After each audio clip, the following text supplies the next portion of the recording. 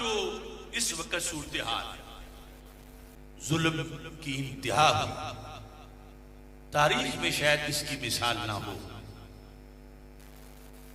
एक मुसलमान का खून, उसकी हुर्मत काबातुल्लाह। अभी तक भी यहूद की प्यास खून की नहीं बुझी। हमारे आका सल्लल्लाहु अलैहि वसल्लम ने सदियों पहले ये इरशाद फरमाया, क्योंकि आप आखिरी नबी हैं और मुस्तकबिल के मसाइल भी ज़ेरे गौर थे, मसाइल भी और उनका इलाज भी। मेरे आका सल्लल्लाहु अलैहि वसल्लम ने सहाबा को फरमाया, यूशिकु अन तदाआ अलैकुमुल उमम कमा तदाअल अकलतु इला कसअतिहा। फरमाया वो जमाना करीब है। ये कुरान और हदीस में जो लफ्ज करीब बोला जाता है, इसका मतलब होता है इजाफी करीब। इस तरह इक़्तरबत अस्साअ, क़यामत करीब आ गई, तो कोई ये ना कहे कि माज़अल्लाह खबर सही नहीं कि उस वक्त कहा था और इतनी सदियां गुजर गई और अभी तक नहीं आई। मतलब यह है कि पहली उम्मतों के मुकाबले में अब करीब आ गई, क्योंकि ये आखिरी उम्मत है। अब क़यामत और इसके दरमियान और कोई उम्मत नहीं। पहली उम्मतों का तो क़यामत तक सफर बहुत लंबा था, उसके मुकाबले में करीब आ गई, अगरचे फिर भी कई सदियां। ऐसे ही फरमाया यूशिकु, करीब है क्या, अन तदाआ, तदाआ बाबे तफाउल है कि एक दूसरे को दावत दे, बुला कर ले आए। कौन? उम्म, नेशन, यूनाइटेड नेशन, अक़वाम मुत्तहिदा। करीब है कि कुफर की कुव्वतें एक दूसरे को पैगाम देकर इकट्ठा करें। किस बात के लिए? मुसलमानों को हड़प करने के लिए। करीब है कि तुम पर वो हमला आवर हो। सामने सहाबा किराम अलैहिर्रिज़वान बैठे थे और ऐसी हजारों मिसालें हैं कि खिताब उनको होता था, मुराद बाद वाली उम्मत होती थी। फरमाया यानी ऐसा जमाना आएगा मेरी उम्मत पर कि कुफर सारा मिलकर इन पे टूट पड़ेगा, इनके वसाइल पर, इनके घरों पर, इनके मुल्कों पर। और इसकी एक मिसाल, कमा तदाअल अकलतु इला कसअतिहा। अकला आकिल की जमा, खाने वाले, कि जिस तरह खाने वाले मिल के इकट्ठे होके किसी बड़े थाल पर टूट पड़े और अपने अपने हिस्से की बोटी उठा लें, अपने अपने हिस्से का लुकमा उठा लें। खबर दी कि एक जमाना ऐसा आ जाएगा, मेरी उम्मत यूं थाल और प्लेट जैसे होगी, इसके वसाइल और ऊपर से दुश्मन भूखों की तरह टूट पड़ेंगे और उम्मत आगे लेटी हुई होगी। मिसाल में बड़ी हिकमतें हैं। जो थाल खाने का भरा हुआ हो, जब उस पर खाने वाले टूट पड़े, तो आज तक कभी सुना तुमने कि वो थाल बोल के कहे कि पीछे हटो? नहीं बोलेगा। क्या सुना कि वो आगे किसी को थप्पड़ मारे कि पीछे हट जाओ? फरमाया यूं मेरी उम्मत होगी, गूंगे हो जाएंगे, बहरे हो जाएंगे, हाथ नहीं उठा सकेंगे और कुफर का यूं हौसला बढ़ जाएगा और वो इनके घरों की तलाशियां लेंगे, इनके अफराद को ज़बा करेंगे और इनके जो वसाइल हैं उन पर कब्जा कर लेंगे। जब रसूल अकरम नूर मुजस्सम शफी मुअज़्ज़म सल्लल्लाहु अलैहि वसल्लम ने सहाबा किराम अलैहिर्रिज़वान के सामने ये गुफ्तगू फरमाई, तो सहाबा को बड़ा ही अजीब लगा। सच समझते हुए कि सरकार यकीनन सच बोल रहे हैं, तो सहाबा ने कहा, महबूब ये कैसे हो जाएगा? मिन क़िल्लतिन नहनु यौमइज़िन, क्या उस वक्त उम्मत थोड़ी हो जाएगी? आपका कलमा पढ़ने वालों की तादाद छोटी होगी, थोड़े से लोग मुसलमान रह जाएंगे। क्योंकि हम देखते हैं आज हमारे रोब से कैसरो किसरा पर लर्जादारी है। हम जिधर निकलते हैं धाक बिठा के आते हैं। आज हमारे सामने कोई ठहरता नहीं, तो उस वक्त यूं आकर कुफर गालिब आ जाएगा मुसलमानों पे, तो हमें तो फिर यही लगता है कि मुसलमान फिर थोड़े होंगे, इस वास्ते कुफर गालिब आ जाएगा। यानी ये जाहिरी तौर पर सबब सोचा सहाबा किराम रज़ी अल्लाह तआला अन्हुम ने। तो मेरे आका अलैहिस्सलाम ने उनकी इस सोच को मुस्तरद कर दिया कि जिस जमाने की मैं बात कर रहा हूं, सहाबा वो कुफर जो गालिब आएगा इस वजह से नहीं आएगा कि कलमा को थोड़े होंगे, मुसलमान थोड़े होंगे। फरमा बल अंतुम यौम इज़िल लकसीर, उस वक्त तो आज के मुकाबले में मुसलमानों की तादाद कहीं ज्यादा होगी। अब देखो सहाबा किराम रज़ी अल्लाह तआला अन्हुम की तादाद से कितनी ज्यादा तादाद है मुसलमानों की। वो 1,24,000 के करीब थे, आज 1.25 अरब से भी ज्यादा मुसलमान हैं। लेकिन सूरत हाल सामने आ गई है जो सरकार दो आलम सल्लल्लाहु अलैहि वसल्लम ने खत्म नबूवत की हैसियत से एड्रेस करते हुए बताया था कि उनकी हैसियत प्लेट और थाल जैसी होगी, ना आगे से मुजाहमत करेंगे और ना बोलेंगे और सब कुछ लुटता जा रहा होगा। तो सहाबा किराम रज़ी अल्लाह तआला अन्हुम ने जब उनकी सोच का जो सबब था वो सही ना साबित हुआ, तो उन्होंने पूछा या रसूल अल्लाह सल्लल्लाहु अलैहि वसल्लम, फिर आप बताएं कि ये हालत क्यों होगी? जब तादाद भी ज्यादा होगी, अफराद ज्यादा होंगे, मुल्कों के मुल्क मुसलमान होंगे, असलिया भी होगा, वसाइल भी होंगे, लेकिन फिर सब इस तरह क्यों बेबस हो जाएंगे और कुफर चढ़ाई कर जाएगा? तो मेरे आका अलैहिस्सलाम ने जवाब दिया, ये है ताजदार खत्म नबूवत सल्लल्लाहु अलैहि वसल्लम। फरमाया असाबहुल वहन, मेरे सहाबा ये नतीजा इसलिए निकलेगा कि आहिस्ता आहिस्ता उम्मत में वहन आ जाएगा। सहाबा तुम उनको अपने ऊपर क्या सना करो, तुम तो वो हो ना जो कहते हो शराब इश्क अहमद में कुछ ऐसी कैफो मस्ती है कि जान देकर भी एक दो बूंद मिल जाए तो सस्ती है। तुम्हें दीन के लिए जान देने में बड़ी लज्जत आती है, मगर उस वक्त वहन का मर्ज होगा।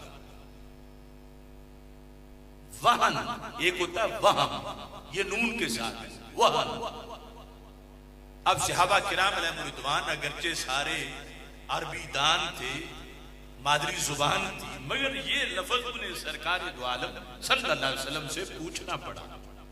कहते हैं वमल वहन, महबूब वो वहन क्या चीज है कि इतनी शेरों जैसी उम्मत यूं बुज़दिल हो जाए उसकी वजह से? चट्टानों से मजबूत जिनके हौसले हैं ये यूं खोखले और रेतले हो जाएं, जिनकी हैबत पहाड़ों समुद्रों पे तारी है, वो अपने घर यूं बेबस हो जाएं। ये क्या बीमारी है, किस तरह की है कि जो इस कदर उम्मत में माज़अल्लाह बुज़दिली ले आएगी? तो मेरे आका सल्लल्लाहु अलैहि वसल्लम ने इसका माना बयान किया। वो कि यूं समझो पहले बीमारी का जिक्र है और फिर इलाज का जिक्र है, और खुदा की कसम उम्मत एक दिन भी ये इलाज कर ले अपना, तो अगले दिन सिर्फ इसराइल ही नहीं अमेरिका पे भी कब्जा कर सकती है। पूछा क्या वमल वहन, महबूब वो वहन क्या है कि जिसकी बुनियाद पर ये सूरत हाल बनेगी? तो मेरे आका सल्लल्लाहु अलैहि वसल्लम ने बड़े जामे लफ्ज बोले, फरमाया हुब्बुद दुनिया व कराहियतुल मौत, दुनिया से प्यार करना और मौत से नफरत करना। ये वहन है और ये मेरी उम्मत में आ जाएगा। मसला शिर्क का नहीं जो इब्न अब्दुल वहाब ने बनाया। अगर वो मसला होता उम्मत का जेन्युइन तो सरकार फरमाते टांगे की सवारी उम्मत रह जाएगी, बाकी तो उम्मत ही मुशरिक हो जाएगी। उसने झूठ बोला, बीमारी कुछ और थी, ऑपरेशन उसने और कर दिया।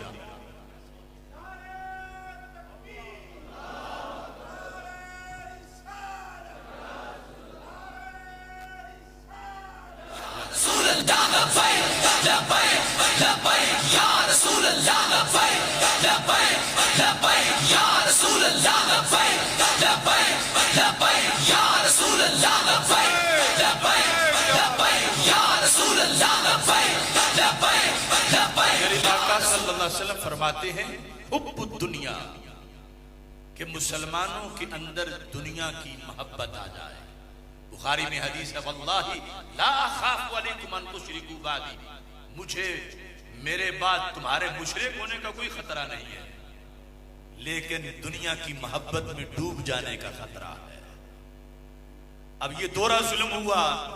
अब किसी को बीमारी हो सीने में और डॉक्टर उसके घुटने का ऑपरेशन कर दे तो बीमारी अपनी जगह रही, जख्म और हो गया। ये हुआ मुसलमानों के साथ। फरमाया बीमारी ये आएगी हुब्बुद दुनिया, दुनिया की मोहब्बत आ जाएगी और दीन के लिए मरने से नफरत होगी, दीन के लिए। वरना खुद कुछ पैसे लेके मौत को गले लगा लेते और कई कौमों ने कई खुद कुछ तैयार किए हुए हैं।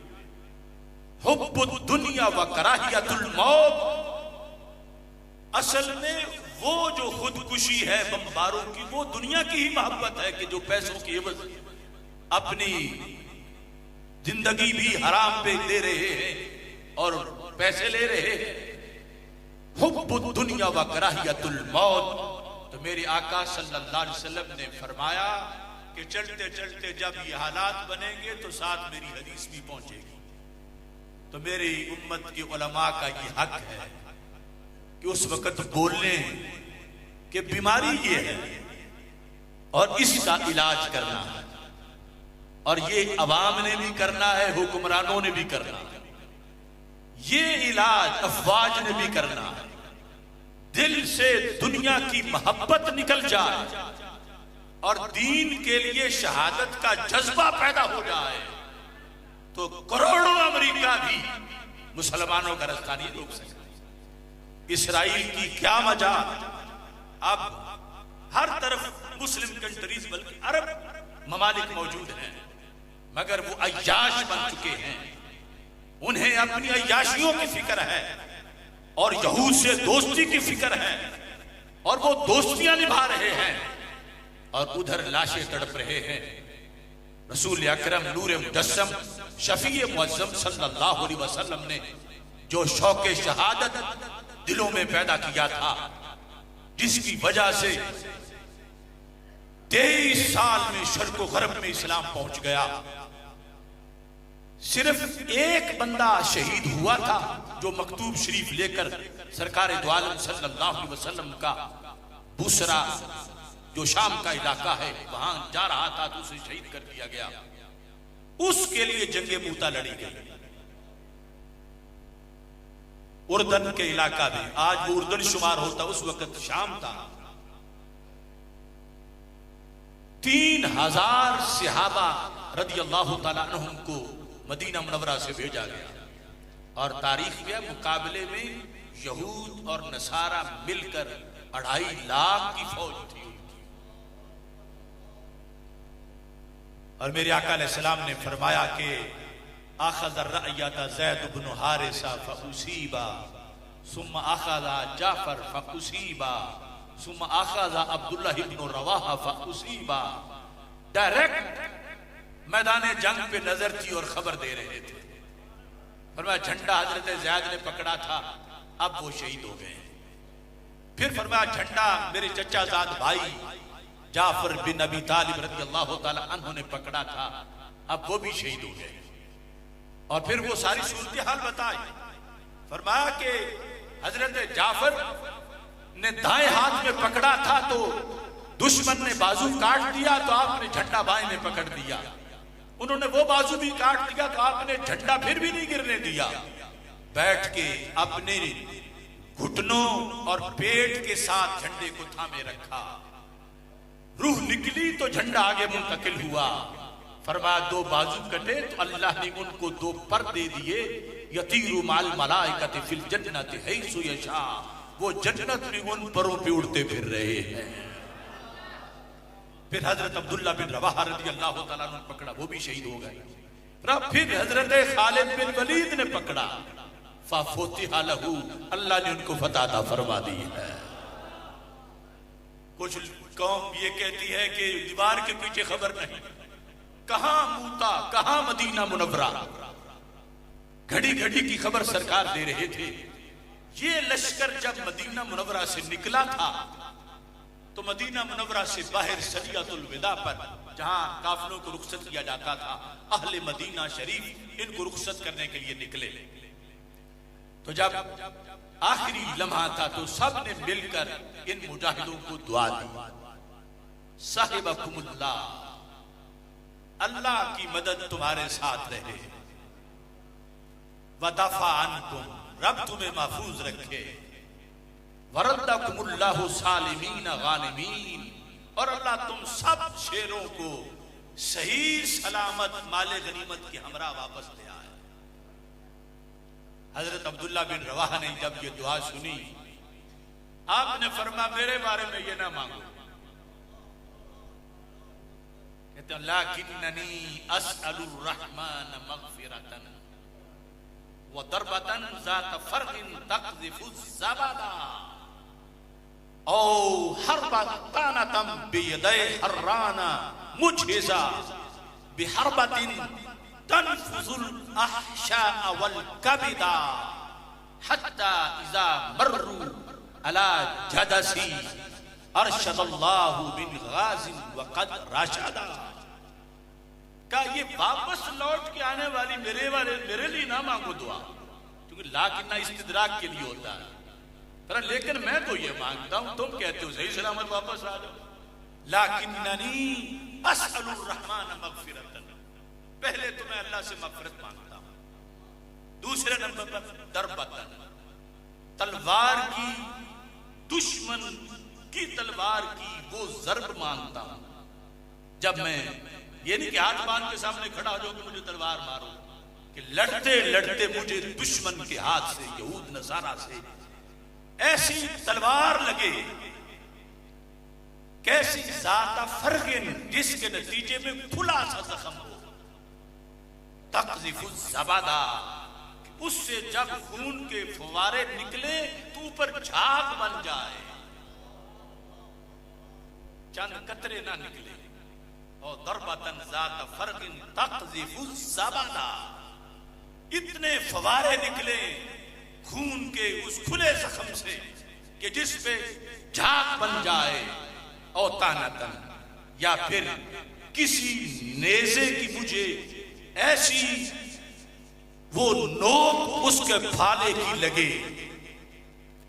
कैसे नेज़े की? बियदै हर्रान, हर्रान वो कहते हैं जो बहुत ज्यादा खून का प्यासा हो और बड़ा सफाक कातिल हो। फरमा जो निहायत दुश्मनों में खून का प्यासा है, मुसलमानों के खून का, उसके दोनों हाथों से मारा हुआ नेजा मुझे लगे। मुझेजा बिहरबा, जिसके अंदर आगे वो फाला लगा हुआ हो। तनफुजुल अहशाअ वल कबिदा, जो मेरे कलेजे और आंतों को चीर के पिछली साइड से बाहर निकल जाए। हत्ता युकाला इज़ा मर्रू अला जदसी, यहां तक कि क़यामत तक जब लोग मेरी कब्र के पास से गुजरे तो कहें अरशदहुल्लाहु मिन गाज़िन व क़द रशदा। कैसी हिदायत दी रब ने गाजी को, और वो हिदायत पा गया। आज भी उर्दन में उनका मजार हजरत अब्दुल्ला बिन रवाहा रदियल्लाहु ताला अन्हु का मौजूद है। तो ये जज्बा था जिससे उम्मत की धाक बैठी थी, उम्मत गालिब आई थी। और आज भी इसी जज्बे की जरूरत है और ये पैगामे खत्म नबूवत है। अब बुखारी शरीफ में किताबुल जिहाद में गज़वाते रसूल सल्लल्लाहु अलैहि वसल्लम में पहली जंगों का गज़वात का जिक्र है, मगर किताबुल जिहाद में यहूद के बारे में खुसूसी तौर पर मेरे आका अलैहिस्सलाम का फरमान, बाबू कितालिल यहूद, यहूद के खिलाफ जंग का बाब। ये मेरे आका अलैहिस्सलाम ने मुस्तकबिल के बारे में बताया, माजी का जो हुआ वो हुआ। फरमाया ला तक़ूमुस्साअह हत्ता तुक़ातिलुल यहूद, असल में तुक़ातिलूना था, हत्ता की वजह से नून गिर गया। ला तक़ूमुस्साअह, इल्म देखो कितना कती है मेरे आका अलैहिस्सलाम का। फरमाया उस वक्त तक क़यामत नहीं आ सकती। कब तक? फरमाया जब तक मेरी उम्मत के शेरों तुम यहूद से जंग नहीं करोगे। यानी सहाबा को खिताब था और पैगाम आज तक की उम्मत के लिए था। उस वक्त तक क़यामत नहीं आएगी जब तक तुम यहूद के साथ फैसला कुन जंग नहीं लड़ोगे, कैसे कि उनकी जड़ कट जाए। मेरे आका सल्लल्लाहु अलैहि वसल्लम फरमाते हैं, मेरे गुलामों तुम्हारे इतने मुआविन होंगे, तुम्हारा इस कदर पल्ला भारी हो जाएगा, यहां तक कि पत्थर बोलेगा या मुस्लिम ताल